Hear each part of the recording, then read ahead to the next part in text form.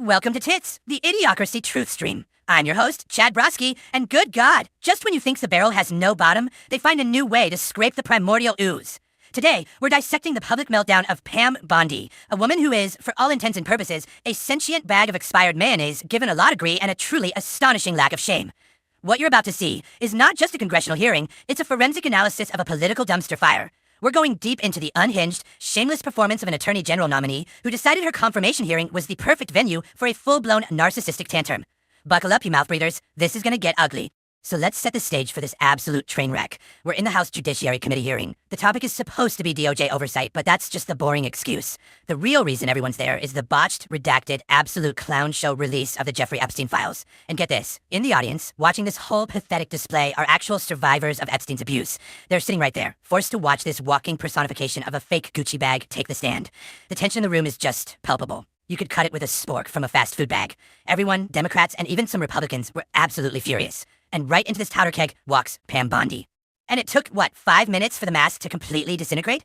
Representative Pramila Jayapal, a person with a conscience, asks Bondi to do something incredibly simple. Apologize. Apologize to the survivors in the room because the DOJ just dumped their private, unredacted information for the whole world to see.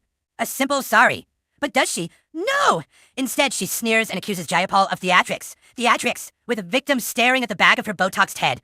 The room just erupts, shouting interruptions. Chairman Jim Jordan, of course, runs interference for her like a loyal lapdog. It was a masterclass in callousness right from the get-go.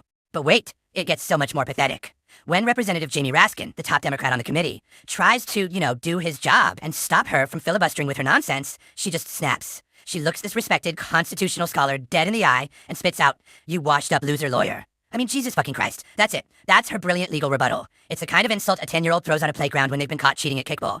This is who they want running the Department of Justice, people. A spoiled brat in a power suit. Throughout this entire farce, her main tactic was just to deflect. Deflect, deflect, deflect. It was absolutely infuriating to watch.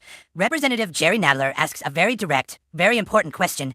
Hey, how many of Epstein's rich and powerful buddies have you actually indicted? A simple question demanding a simple number. Her response? She starts babbling about the economy. The stock market is at record highs, she squawks, as if that has anything to do with anything.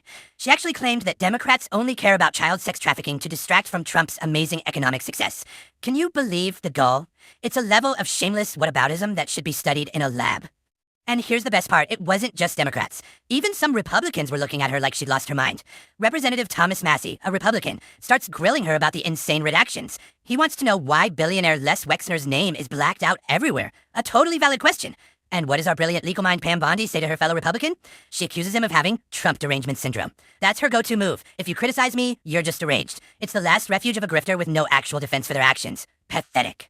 But let's get back to the real victims here. Not the politicians, but the survivors sitting in that room. This was the most chilling part of the whole damn thing. Representative Jayapal asks all the survivors in the room who haven't been able to get a meeting with the DOJ to please stand up. And every single one of them, every last one, stands.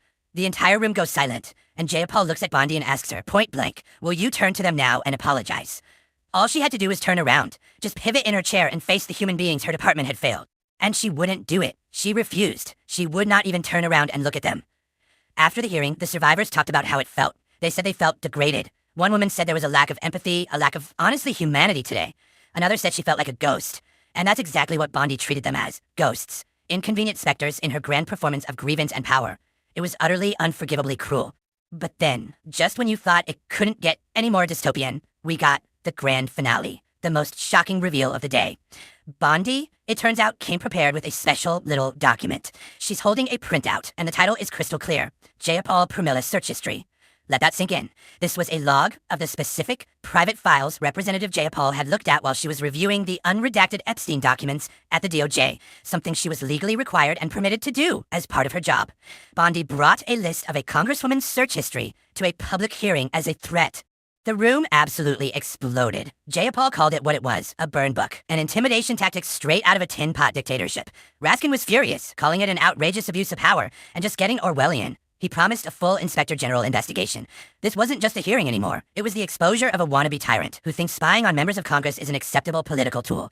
And that's the slop for today. A masterclass in shamelessness, cruelty, and sheer unadulterated incompetence.